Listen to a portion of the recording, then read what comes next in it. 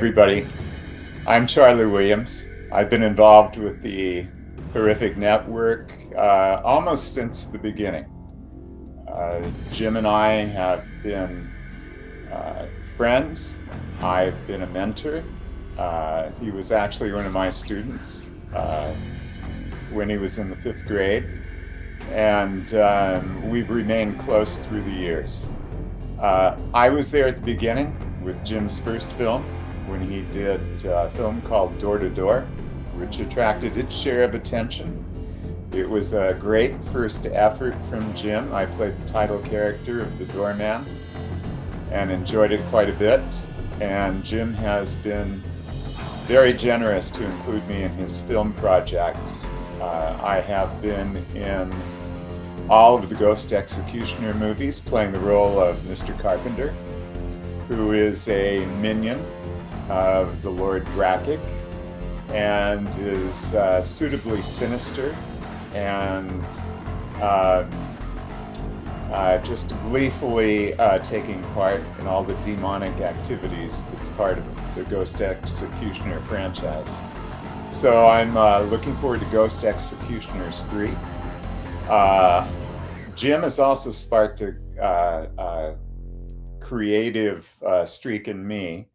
I'm a member of the Horror Writers Association, member of the local chapter, San Francisco chapter of the Horror Writers Association. I've had a couple of my stories dramatized on the No Sleep podcast, and also a couple more that have been on the Chilling Tales for Dark Nights network of podcasts. In addition to that, I've had about 8 or 9 of my stories published in different formats, either published online or published in print form. And I've really enjoyed being a participant in the Ghost Executioner franchise. I've seen the growth from the first film to the second film, and now with the third film. And we're really looking forward to presenting a great, entertaining horror comedy for you with the next edition of Ghost Executioners. Hi, my name is Xander Williams, and my experience with the Horrific Network has been, let's just say, a bumpy road to be exact, because I got to be a part of the group right when everything went from hell into a handcart to the handcart from hell because of the pandemic and everything, and it has been a slowly step build of my status in the group, but also the character I play. At first, I thought it would, honestly, and to be brutally honest, I thought it was just a joke to make me look like a jackass. Which is true, because without hurting feelings, and my personal feelings as well, the character at this point is starting to be like the vessel for the evil spirit, like Reagan in The Exorcist, and mixed with a little bit of Damien from The Omen, but not as much as what some people would say.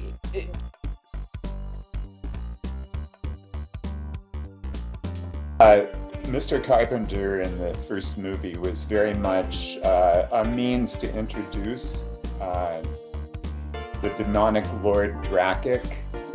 He had the place, the store in which Drakic, you could come into contact with Drakic.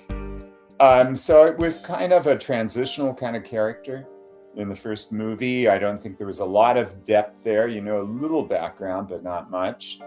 In the second film, he became more of a three-dimensional personality, where you got to see some of the background for his character, a little more of the background of his character, and also got to see a little humor in there too. That he was this person who kind of takes himself, is very seriously involved, but he's also has a few one-liners in the second film, which kind of Freddy Krueger-esque one-liners, which were especially fun to do. In the third film, he's going to be back in that same mode. He's going to be a three-dimensional character who's involved in this final stage of the Ghost Executioners, and is going to be very, very instrumental in bringing about a conclusion to the franchise. So yeah, I've enjoyed the story arc. I think he's grown. I think he's a lot more three-dimensional, and as a result, he's a lot more entertaining character than he was in the first film.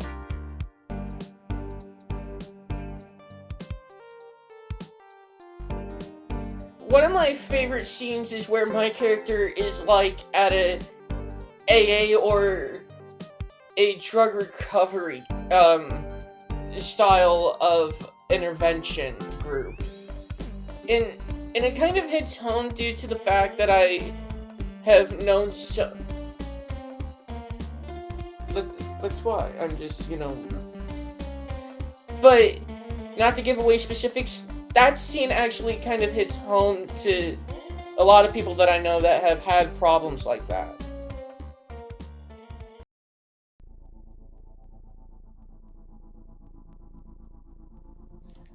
Well, it's been a great experience for Xander and I to be together, both working at the conventions. He does a lot of research for me for my celebrity interviews, and also be part of the Horrific Network and to be the podcasts. It's been great for Xander socially. Xander is on the spectrum, and he's, completely comfortable with me talking about that. And so it's really helped with his social skills and being involved with a group of people who are supportive and make sure that he's included in everything that goes on. So I've seen growth in Xander. That's part of it. As far as the filming goes, it's part of Xander's dream. He wants to be involved in some kind of film production, whether it's acting or writing. At this point, I think it's probably writing he wants to do. Because I've already come up with 2 ideas for war movies. Right. So anyway, it's been a creative joint experience that I think is something that we'll never forget. I mean, it's bonded us together, and we're going to have these fond memories forever. And Xander, what do you think about what it's meant to you and I to be a part of that? What it's meant to me, first, I feel like meeting some of the people from movies that I've watched and some that I've avoided throughout my life, particularly the Halloween movies, because this man right here, every Halloween, would pull him out and just use him as psychological warfare on me. And he's probably talking about Halloween 3 and the... No, not 3. Oh, okay. 3 I was able to sit through, but I'm just meaning, the other ones were just All right. Michael. All right. And also meeting 2 of the main cast members from Starship Troopers. They were the nicest people that I could have ever met. Sure. And Billy Zane. So what we're saying is we have all these memorable experiences that we wouldn't have had otherwise. So we're really thankful for that. And I never thought I would be going to conventions because I've had what most people would say a very sheltered life.